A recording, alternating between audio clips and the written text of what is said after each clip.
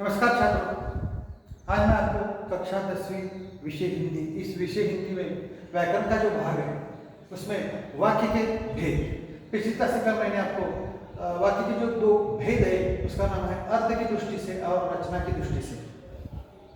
तो अर्थ की दृष्टि से जो भेद है यानी प्रकार जो है उसके बारे में मैंने जानकारी दी, फिर एक बार मैं आपको जानकारी देता हूँ। पहला प्रकार है विधानार्थ, उसे हम क्या कहते हैं विधानवाचक वाक्य। दूसरा है निषेधार्थ, उसे हम निषेधवाचक वाक्य। तीसरा है प्रश्नार्थ अथवा प्रश्नवाचक वाक्य। चौथा है अज्ञात अथवा अज्ञावाचक वाक्य। पांचवा है इच्छार्थ अथवा इच्छावाचक वाक्य। छठा है संध्यार्थ अथवा संदेहवाचक वाक्य। सातवां है संकेतार्थ अथवा संकेतवाचक वाक्य। और आठवां है विस्मयार्थ अथवा विस्मयादि बोधक वाक्य। अब छात्रों, रचना की दृष्टि से उसके तीन भेद होते हैं। पहला प्रकार है सरल वाक्य, दूसरा प्रकार है संयुक्त वाक्य और तीसरा प्रकार है मिश्र वाक्य। तो छात्रों, पिछली क्लास से मैंने आपको अर्थ की दृष्टि से जो कुल मिलाकर चार प्रकार है उस चार प्रकार के बारे में मैंने आपको जानकारी दी है। उसके बाद अगला जो प्रकार है उसका प्रकार का नाम है इच्छार्थक अथवा इच्छावाचक वाक्य। तो छात्रों, इसे क्या कहते हैं? इच्छार्थक वाक्य किसे कहते हैं?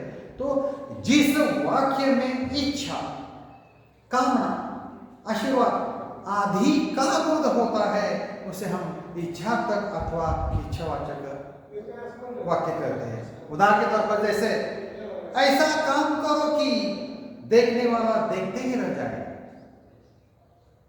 दूसरा उदाहरण है मानो दीदी आप सदा सुखी रहे।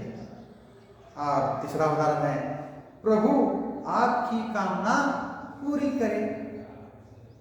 तो छात्रों, अगला जो प्रकार है उसका नाम है संदेहार्थक अथवा उसे हम संदेहवाचक वाक्य कहते हैं।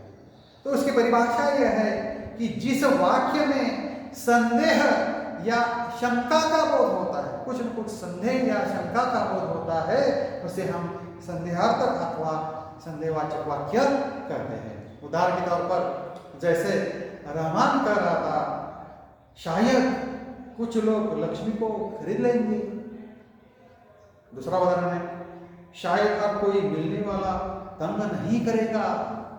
और तीसरा उदाहरण है मानो के ससुर वाले चिक और शीतल पार्टी की प्रतीक्षा कर रहे होंगे। इसका मतलब है उस वाक्य में कुछ न कुछ तो संदेह होता है, उसे हम संदेहार्थक अथवा संदेहवाचक वाक्य कहते हैं। और अगला जो प्रकार है उसका नाम है संकेतार्थक अथवा संकेतवाचक वाक्य। तो इसकी परिभाषा है, इसे हम क्या कहते हैं? तो जिस वाक्य में संकेत या अपेक्षा, कौन से भी अपेक्षा का बोध होता है उसे संकेतार्थक अथवा संकेतवाचक वाक्य कहते हैं। जैसे उदाहरण के तौर पर जैसे अगर गाय दूध नहीं देगी, देखो छात्रों, अगर गाय दूध नहीं देगी तो इसका क्या करोगे? प्रश्न चिन्ह। चुपचाप पड़ा रहूंगा तो कोई मिलने वाला तंग नहीं करेगा। उदाहरण तीसरा है अगर अच्छा काम करोगे तो मोहर छाप वाली धोती दूंगा। उसके बाद अगला जो प्रकार है उसका नाम है विस्मयार्थक अथवा विस्मयादि बोधक वाक्य। आठवां प्रकार है जिस वाक्य में हमें हर्ष, शोक, विस्मय, घृणा आदि का बोध होता है उसे हम विस्मयार्थक अथवा विस्मयादि बोधक वाक्य कहते हैं। उदाहरण के तौर पर जैसे कम वक्त में कितनी बेदर्द से पीटा है। दूसरा उदाहरण है मानो कुछ नहीं बोली बेचारी, देखो कुछ नहीं बोली बेचारी। और अगला वाक्य है मेरा कलेजा धड़क उठा, हो गया सत्यानाश। उसके बाद रचना की दृष्टि से वाक्य की जो भेद है, तीन भेद है। पहला प्रकार है सरल वाक्य, दूसरा प्रकार है संयुक्त वाक्य और अंत में तीसरा जो प्रकार है उसका नाम है मिश्र वाक्य। तो पहले मैं छात्रों सरल वाक्य किसे कहते हैं इसके बारे में मैं जानकारी देता हूं। तो जिस वाक्य में एक ही मुख्य क्रिया एक ही मुख्य क्रिया हो उसे हम क्या कहते हैं, सरल वाक्य कहते हैं। उदाहरण के तौर पर जैसे लक्ष्मी के शरीर में एक सी रंसी दौड़ गई, एक ही मुख्य क्रिया है। दूसरा वाक्य, मोहल्ले वाले अपनी फुर्सत से आते हैं। और तीसरा उदाहरण है, एक दिन लक्कानंद बगल में झोला दबाए आ पहुंचे।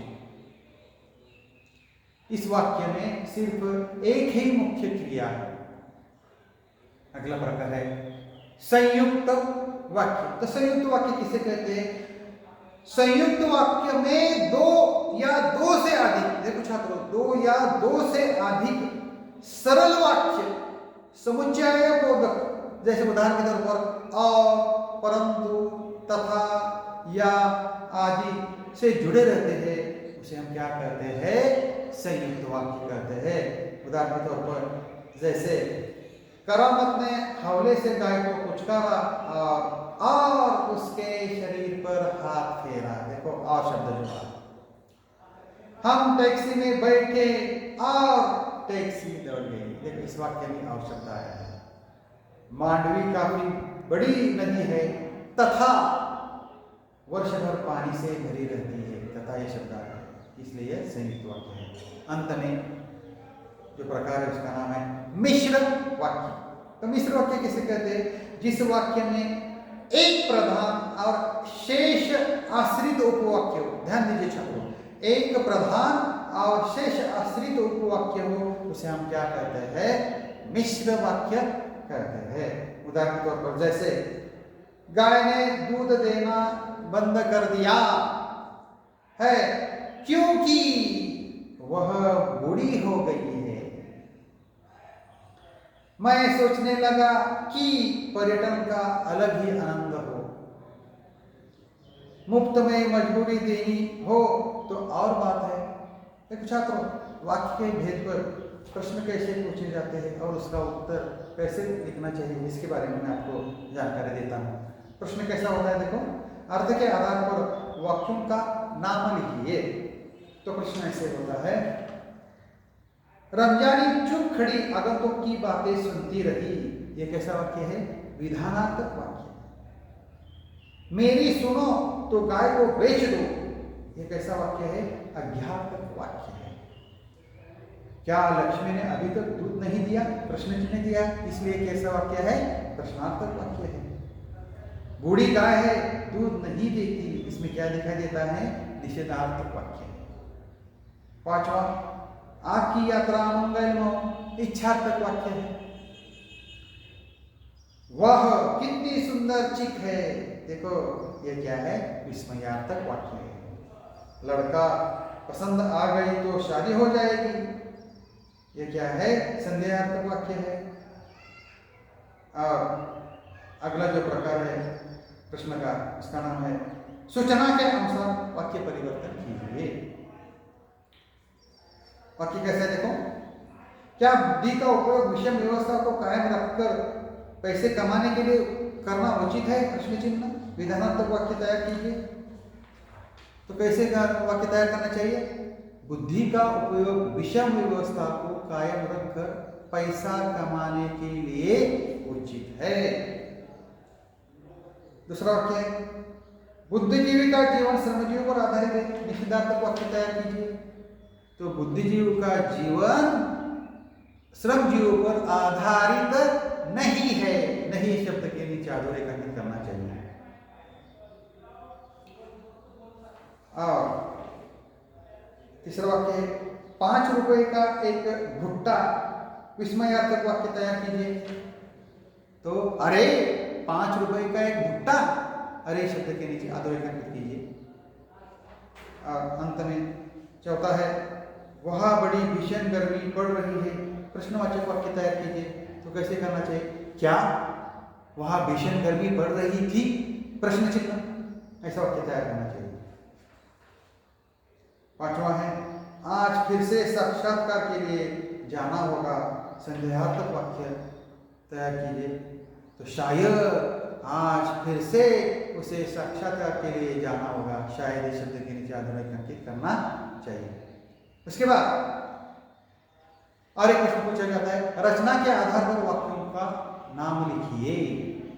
प्रश्न कैसे देखो, रचना के आधार पर वाक्यों का नाम लिखिए। वाक्य ऐसा है, मंजली भाभी मुट्ठी पर बूंदिया सूप में फेंक कर चली गई। ऐसा वाक्य है, सरल वाक्य। इतने मकान की लगता है कि मकान पर मकान लदे है, यह मिश्र वाक्य है। चिड़िया देखती है कि लेकिन पेड़ों पर बैठी या आसमान में उड़ती हुई नहीं, यह संयुक्त वाक्य है। चौथा है, गाय को मारने की कोशिश करती या फिर उछलती कूदती, यह संयुक्त वाक्य है। आज नीनू मत रही थी तो तुम्हारी याद आई, यह मिश्र वाक्य है।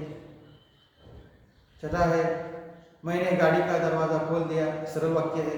और सातवां है, रोगन ने अच्छा काम किया था और चोट के दाग कुछ हल्के पड़ गए थे, ये संयुक्त वाक्य है। तो छात्रों, आज मैंने आपको वाक्य के भेद में जो प्रकार है, इस प्रकार के बारे में मैंने आपको जानकारी दी। तो छात्रों, यह मैं ठहरता हूँ। धन्यवाद।